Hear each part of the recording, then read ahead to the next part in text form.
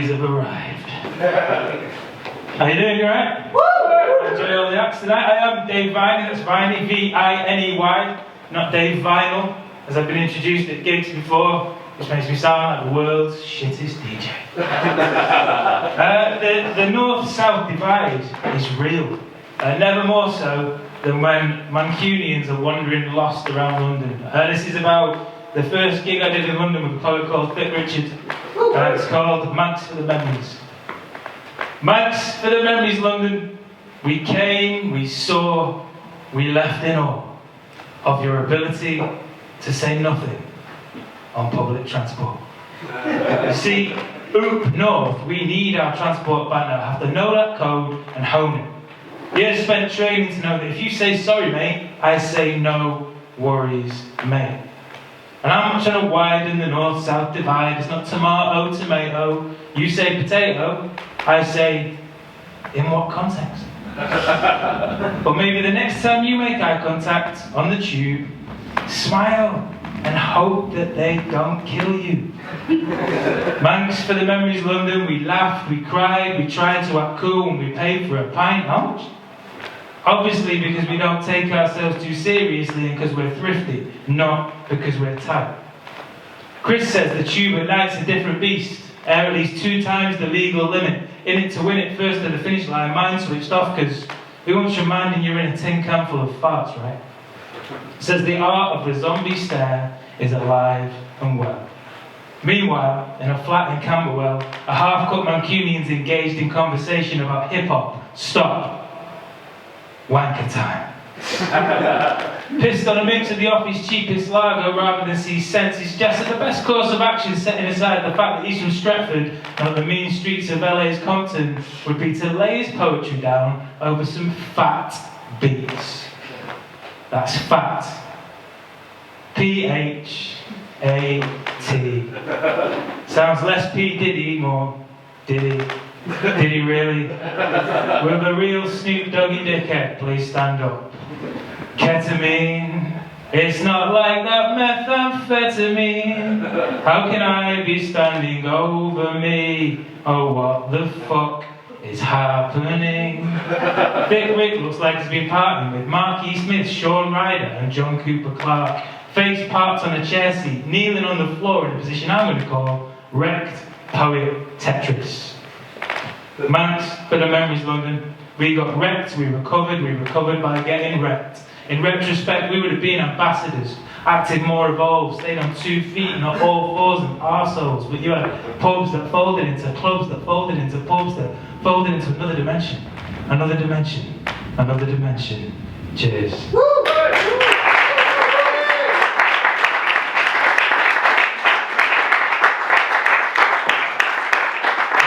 Drink is so far away. Full disclosure, there are about 3 poems in this set that have got my mum in it. But as a reason to put someone in a poem as they go, I would say that giving birth to someone is a pretty fucking good reason. So there you go. Right, this is called David. Nostalgia. Cherry pick the best bits, flip the switch, and I'm back with the boys again. 13 again. And I'm wearing those almost new trainers again. Another of my half-brother's hated gift hand-me-downs, and they're not a cool make. Not even a market imitation, no Adidas 2.5 stripe, no Knicks that think they're Nike, no. These are high-tech. In fight or flight white. The embarrassing uncle at the trainer world. We hang around in a gang of 6 or 7. We don't have rules as such, but we do try to spend as much time as possible in places we're not supposed to be. This time, in nostalgia sunshine, which is impossible sunshine. We're climbing the scaffolding of an old building to lie there sunbathing with our tops off. Like we will get anything other than sunburnt and told off, but we know best. T-shirts cushioning our heads, legs dangling off this roof like we're glued to it. Half an hour in, sun blazing and us brazenly ignoring every parental nugget we've ever been given, we hear this. David. David. David. I'm 13. I am painfully aware that adding an id to my name can mean only one thing. I'm in for it, man, big time. And so we're all sign language and whispered swear words. I compare worst case scenarios that all start with a why me. Because we all know who that voice belongs to, but it can't be. We told no one where we were going, so there's no way she could know. How could she? It's 24 degrees, but we lie frozen. For a moment, we harbour the naive hope that she's gone home, and then we hear it. David, get down here now. I know it's you. I can see your trainers. It's hard to explain how I feel in that moment, because knowing you made a schoolboy error combined with the abject terror of a raging mum is now a feeling you savour. Nostalgia knows it's got me on the ropes. Brings out a heavyweight to deliver that knockout blow from a cloud of theatrical smoke, bobbing and weaving poignancy makes its way to the ring. To a musical medley of every song that's ever moved me stands toe to toe, looks at me all doe-eyed and says, I don't know if you know this, your mum trades on that story too. But in the version she tells people, your trainers are new. Cheers.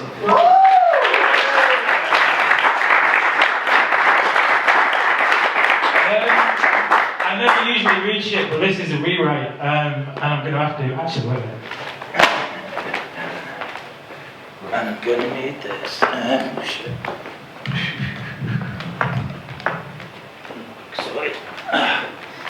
Right, so basically this is about how corrupt politicians and capitalists have divided the people to multiply their wealth. But don't worry, there's still some lols.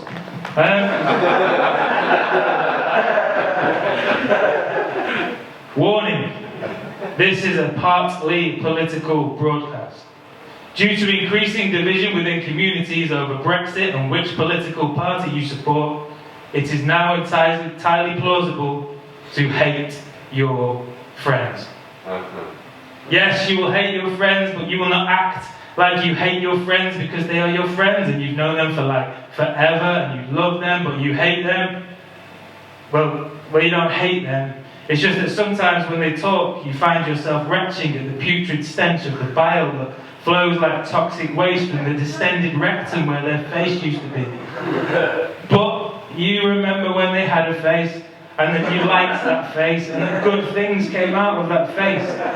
And you know, maybe there's some form of exorcism for people who've lost all their empathy, like tying them to a bed and reading them the Metro newspaper's good deed feed until their head stops rotating 360 degrees and their soul is purged of the evil within. Or maybe you're the one tied to the bed, fingers loosening the knots at your wrists, tuning out your soft arse mate, because ignorance is bliss, enjoying the thought of overpowering that lefty liberal streak of piss, forcing them to listen to your reworked right-wing Christmas hits, like I'm dreaming of an exclusively white Christmas, and snowflakes falling on a cold, hard boot. Okay, so I'm stereotyping, my examples are extreme, but how the fuck did we become the fetish for every capitalist wet dream? Congratulations, you are now BFFs, best friends for never. Social gatherings will be a minefield of trigger words and conversational clickbait. Build a diplomacy moat in your mind between yourself and the friends you love / hate the most. Fill it with reminders of when you actually liked each other, images of shared idols, music that united you, drugs that wore you like demented sock puppets. Warning, do not remove the drugs from the diplomacy mode. Warning, put the drugs back in the moat. Warning, do not take the drugs from the moat with the friends you love / hate. Warning, do not / anyone. You are now the best of frenemies. Conversations between you will be more awkward than a church group meeting in the basement of a swingers club. Listening to a frenemy's views on immigration will be like a duel with water pistols, filled with warm piss. And no one will die, but you will never be able to untaste that one drop that rolled down your cheek and into the corner of your mouth. Drinks with a frenemy should be approached with caution. Remember, there's a reason they drink water and not tequila at United Nations meetings. Never play Monopoly with a frenemy. The loony left, represented by wheelbarrow, thimble, boot, will purchase hotels and turn them into hippie communes, squandering their cash on social change initiatives and airy-fairy, namby-pamby affordable housing and youth engagement. All their chance cards will be jailed for pointless causes like protesting their human rights or blockading a fracking site on Old Kent Road. The rabid right, represented by battleship, racing car, top hat, will confiscate all the community chess cards. There is only one valid community, and that is their non-communal community. And chance cards, they're for losers, because winners make their own luck. Remember that what you own defines you. Warning, if you were childhood friends, go directly home. Do not pass go fuck yourself. Do not collect 200 potential counter-arguments to change their mind. Any player who is financially bankrupt loses. Any player who is emotionally bankrupt loses. The bank never loses. Warning, the rich will never be rich enough. Cheers.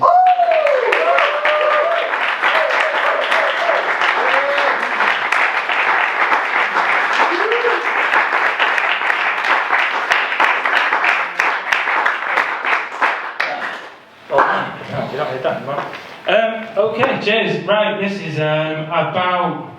My mum's in this, not only a little bit, but my dad's also in this, and it's kind of about him being a bit of a dick. Sorry, Dad. He's alright now, so sorry. Sorry about that. But you were. So, this is called Nice One. Before I do this poem, there's like a precursor to it.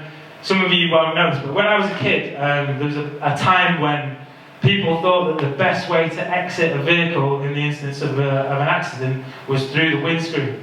So no one used the seatbelts. So they came up with a slogan. Does anyone know what it was? Clunk, click, every trip. Nice. Clunk, click, every trip. That has fuck all to do with this poem, but it's the first line, so I need you to know what it means. This is called Nice One. Clunk, click, every trip. Best advice I never had. Flying down the motorway with a kamikaze dad. And I should have made a mixtape that said, I'm my father's son. But I made crimes against music that never get put on. You're a days out dad now. A random car radio man. And the dial always goes to any band I've never heard of, but I am mad keen to know just one song. So we could talk about it. Imagine we could laugh about it. I'm ball at his feet, happy boy. But I haven't got the skills to know how the gaps in conversations are adequately filled. So I sit tongue-tied to this passenger seat, playing games of truth or stare, and just nod when you ask if I've heard the saying about a problem shared, because even when I'm older, I might still not have the balls to ask you the whys or what ifs in case you gave me what for. And now the memory of the night we left gets louder in this silence. When Mum snuck in and got us dressed in the middle of the night, and she made us play a game where we were quiet. Smart, my Mum. And you asleep with no idea of the damage that you'd done, and our Joe, well, he was just a baby, and then no one really talked for ages, and now I've got loads but nothing to say. And Dad, I just want to say this day has been amazing, and you're not the 15-foot evil-eyed smacking machine I remember. That I'm obsessed with your stubble, and I have no idea why. That sometimes I wish I could see the world for a little bit through your eyes. And who are you? I mean, really. But I can't say any of that to you because you're you and because you might use it against Mum. Just there on the corner will do. Nice one. Cheers.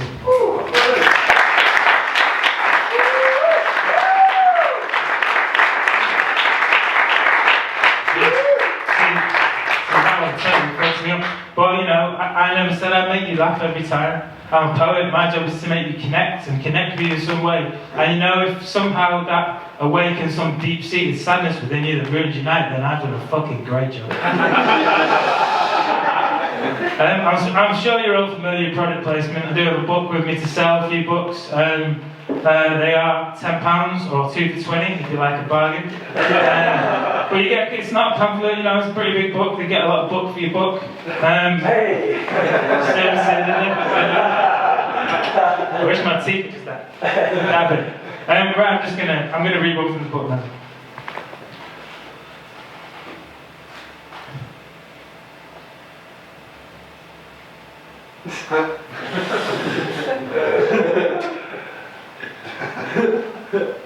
That is so good. If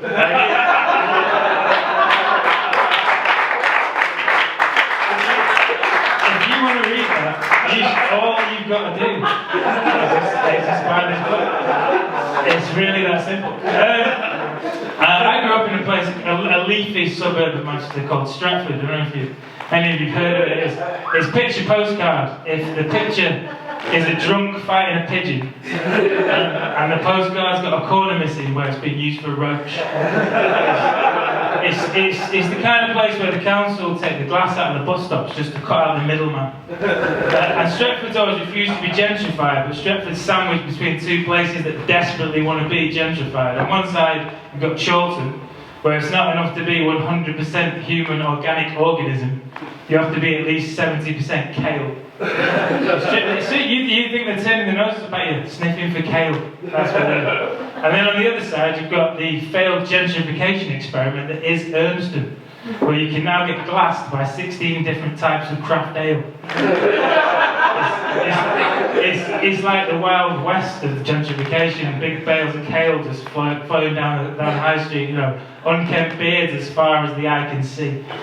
This is about Stretford's refusal to be gentrified, even though, having said that, I did actually get served a lager in a fucking vase the other day there, in a new bar, so we could be fucked, who knows. This is called All the Same to Stretford. You can tear down its historic hall, which we commandeered to drink and smoke. You can overdub its subway walls with high school murals and old school quotes. You can tell it the Arndale's now a mall, where metrosexuals mingle with blokes. It's all the same to Stretford. You can give it a tramp at its old train tracks. You can talk of its future, but not of its past. You can make apartments out of its flats. It's all the same to Stretford. You can call its outskirts Chorlton Border, where the outside tables, outside chairs give the bars a feel of Barcelona. As you drink in heavy traffic air, you can tell it that it's out of order for its general lack of social care, that it's part school bully, part stoned loner, partly urban park warfare. Yeah, it's all the same to Stretford. You can talk of its regeneration like some sad, dishevelled Doctor Who, but even Daleks was extermination on the number 22, which Stagecoach have now changed to the number 25. We completely fucked up that poem, so cheers, Stagecoach. Bastards. You can speak of 10-year murder rates and point out it's had 2, but while it's got a touch of drive-by, it's still more of a drive-through. You can pimp its park with a posh cafe, you can pay a fat cat for a skinny latte, but you can't contain your horror as little Oliver plays with little Megan Storm Madonna and little Taylor Swift Beyonce. But hey, it's all the same to Stretford. You can renovate a council house and buy a 4x4. You can have organic vegetables delivered to your door. You can choose a quiet cul-de-sac, but you'll still hear the roar of some battered Nissan Micra with a fucking sports exhaust. Seriously, how small does your penis have to be? They think they're in the Fast and Furious films, which is ironic because the only action they get is fast and furiously masturbating. Hear ye Apple Mac creatives, dapper gents and boho ladies, homes are selling fast just lately, in a state but could be stately, weeding out the common daily. It's a case of when, not maybe, transport links, the trains are gravy, catchment areas amazing, moving now and have smart babies, up and coming. Since the 80s. It's all the same to Stretford. Cheers.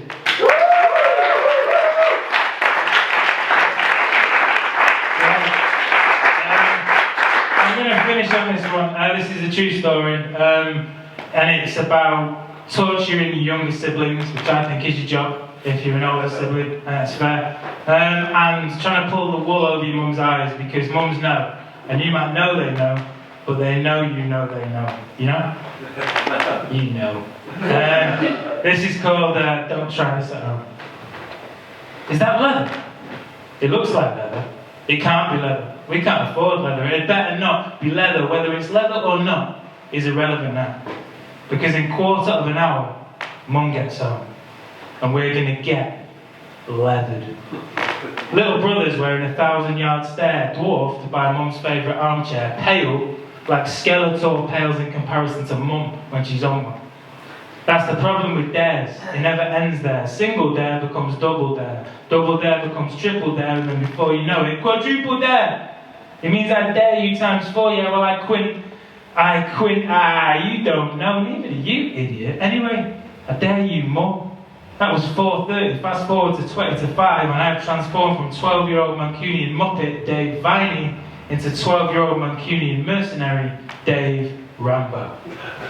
Tea towel tied around my head, and instead of an M60 high-caliber machine gun, I've got a kitchen knife. They're easier to come by, and I'm brandishing it. You can't just hold one in your hand, I know that, because I read it in the paper. And I'm standing 5 feet or so away from my younger brother, who could be better, in a chair that could be leather, telling him, don't worry about it, this is a classic knife-throwing stance. I saw it in a film. Feet shoulder width apart, arm folded at the elbow, blade grip between thumb and forefinger. Now remember, don't flinch. Listen, I have no intention of throwing this knife at him, but I'm his older brother. If I don't make him fear for his life, then who will? Through the water next door, we hear a low rumble.